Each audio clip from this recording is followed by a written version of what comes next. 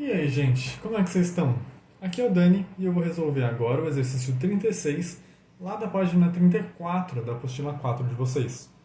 O enunciado diz: três moedas não viciadas são lançadas simultaneamente. Determine a probabilidade de se obter duas caras e uma coroa. Então, o que a gente vai fazer aqui? A gente tem, três moedas e aí vai ter uma cara e uma coroa. A gente vai ter que calcular a probabilidade disso.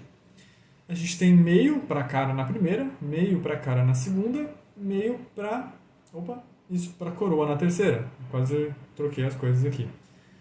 Só que o que acontece? Não é simplesmente fazer meio ao cubo. Por quê? Porque a gente tem que ver as formas que a gente pode ter cara e coroa caindo. Né? A coroa pode ser na última moeda, no meio ou na primeira.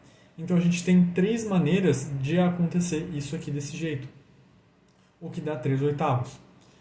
Mas aí pode vir, a dúvida, tá, mas por que eu preciso contar isso tudo? Não é tudo a mesma coisa?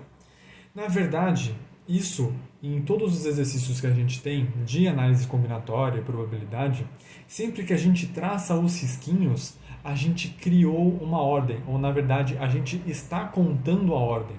Então, no momento que eu risquei esses três, eu estou falando, essa é a minha primeira moeda, essa é a segunda e essa é a terceira. Ah, mas o exercício falou que a gente caiu, a gente lançou as moedas junto. Tudo bem, não tem problema. A questão é que, por terem três moedas, tem que ter a moeda 1, a 2 e a 3. E aí o resultado de cada uma delas é diferente. Você pode jogar as moedas todas juntas, mas você pode numerar as moedas, ou até pintar cada uma de uma cor ou algo desse tipo. E aí você, assim, talvez fique mais fácil de entender por que a gente precisa contar a coroa na 1, e depois na 2 e depois na 3. Outra forma de pensar também é fazendo todas as possibilidades. Se a gente tem sempre 2 vezes 2 vezes 2 no nosso espaço amostral, então obrigatoriamente precisa ter 8 respostas.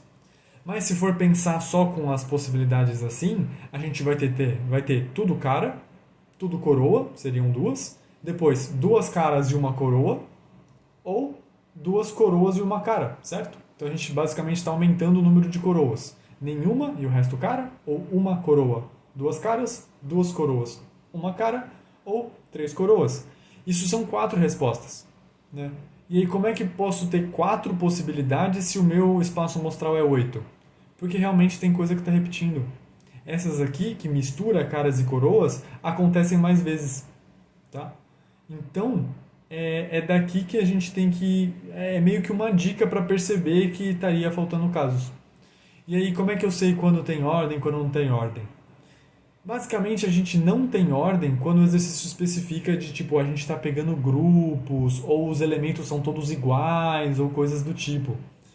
Né? Se eu tenho, todas elas são caras, né? Aí tanto faz a ordem porque é tudo a mesma coisa. Por isso que aí ficaria só um oitavo. Mas já que a gente tem elementos diferentes aqui, aí assim a ordem importa. Né? Ou quando mesmo grupos com pessoas, se eu estou escolhendo 3 pessoas para formar um grupo, não importa a ordem que eu as escolhi. E por aí vai. Tudo bem? Então, nesse exercício, só complementando um pouco mais do porquê isso aqui acontece, essas dúvidas também aparecem muito no exercício com dado, né? Tipo, mas tirar 2 e 3 é a mesma coisa que 3 e 2? Não é. É o dobro de possibilidades para tirar uma dupla 2, 3, né? Porque os dados, a ordem ali importa também.